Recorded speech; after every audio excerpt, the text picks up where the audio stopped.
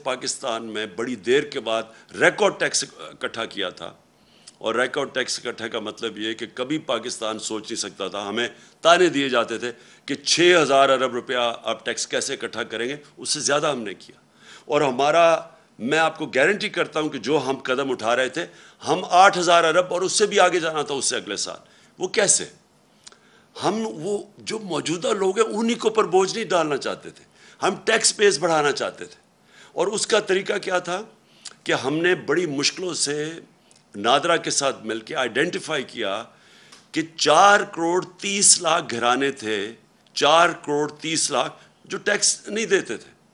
ان کو ہم نے آرٹیفیشل انٹیلیجنس، یہ ایک نیا طریقہ ہے جس سے آپ ان کی رہن سہن کیسا ہے، ان کے پاس گاڑی ہے، گھر کدھر ہے، یہ ساری چیزیں دیکھ کے ان کی ٹریول کتنی ہے، وہ فیڈ کر کے کمپیوٹر میں آرٹیفیشل انٹیلیجنس کے ذریعے ہم نے سب پتہ چل گیا تھا کہ کون کتنا ٹیکس دے سکتا ہے.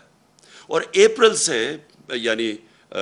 سے جب ہماری گورنمنٹ گئی ہے، ہم نے پورا پلان بنایا ہوا تھا کہ ان کو ہم نے کیسے ٹیکس نیٹ پہ لے کے آنا ہے. اس کا مطلب ہمارا ٹیکس نیٹ بڑھ جانا تھا، اور بجائے انہی لوگوں کے اوپر زیادہ ٹیکس ڈالتے، بلکہ اگر ہم کم بھی ٹیکس کرتے تو کیونکہ وہ نیٹ بڑھ جانا تھا، ہمیں ہماری ٹیکس کی آمدنی جو میں سمجھتا ہوں کہ 8,000 سے پھر ہم نے اوپر جانا تھا. پھر ہم نے ایک ٹیکنالوجی کا استعمال کیا، اور یہ سارا ٹیکنالوجی کے ذریعے ہمارا پلان تھا.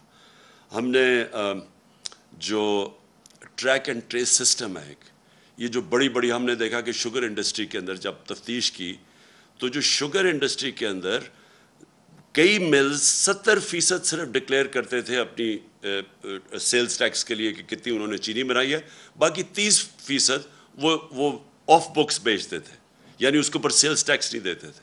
اس کے لیے ہم ٹریک اینڈ ٹریس سسٹم لے کے آئے کہ ایک ایسا سسٹم ہے کہ اس کے ذریعے ہر بوری کے اوپر وہ لگتا ہے، تو بیٹھے ہمیں پتہ چل جاتا ہے کہ کتنا انہوں نے پروڈیوس کیا اور کتنا وہ بیچ رہے ہیں. یعنی یہ جو چوری ہے سیلز ٹیکس کی، اس کو ختم کرنے کے لیے سسٹم لے کے آئے تھے. 20 انڈسٹریز کو ہم نے چنا تھا، 3 پہ ہم شروع کر دیا تھا ٹریک اینڈ ٹریس سسٹم، اور ہمارا پلان تھا کہ 20 تک ہم پہنچیں گے.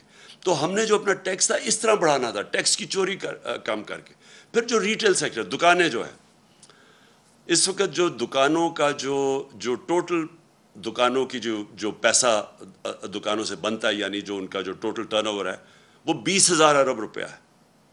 اور جو ٹیکس دیتی ہیں دکانیں، وہ صرف اس میں سے 4,000 ارب دیتی ہیں. تو ہم ٹیکنالوجی کا استعمال کر کے باقی دکانوں کو بھی ٹیکس نیٹ میں لانا چاہتے تھے.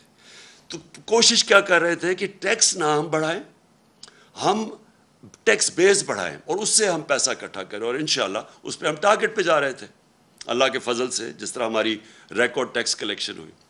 اور کیونکہ ہم نے بوجھ نہیں ڈالا اپنی انڈسٹری کے اوپر، ریکارڈ پرفارمنس تھی ہماری انڈسٹری کی، ہماری ریکارڈ ایکسپورٹس تھی. ٹیکسٹائل نے ریکارڈ ایکسپورٹس کی. ٹیکسٹائل سیکٹر جو بند ہو رہا تھا جب ہماری گورنمنٹ آئی ہے، اور پوچھ سکتے ہیں فیصل آباد میں، وہ ٹیکسٹائل میں مزدور نہیں ملتے تھے ٹیکسٹائل انڈسٹری کے لیے، اور اس لیے وہ آگے جا رہی تھی.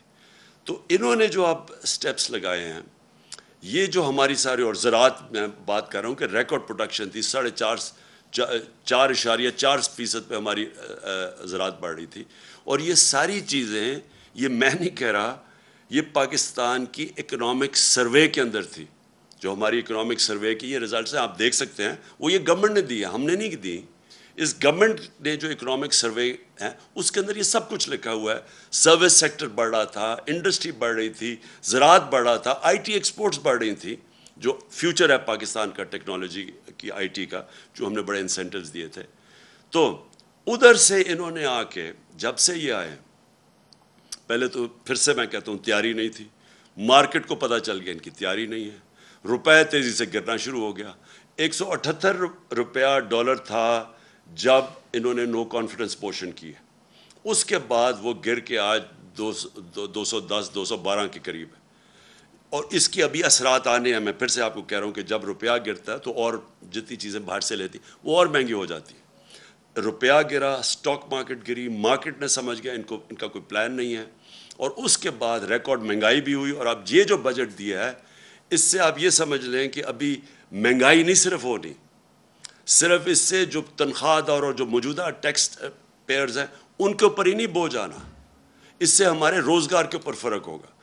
یہ بھی میں آپ کو کہہ دوں کہ ہمارا جو روزگار تھا یہ پیپلز پارٹی اور نون لیگ کی حکومتوں سے سب سے بہتر پرفارمنس تھی روزگار کی. بلکہ جو ورلڈ بینک کی رپورٹ ہے سارے بر صغیر میں کرونا کے بعد جو ملک میں سب سے زیادہ روزگار تھا یا سب سے کم بے روزگاری تھی وہ پاکستان تھا. اس سے بے روزگاری بھی بڑھے گی اور اس سے ہماری انڈسٹری متاثر ہوگی, اس سے ہماری زراعت متاثر ہوگی, اس سے ہمارا جو سیلری طبقہ ہے اس کے اوپر بوجھ پڑے گا.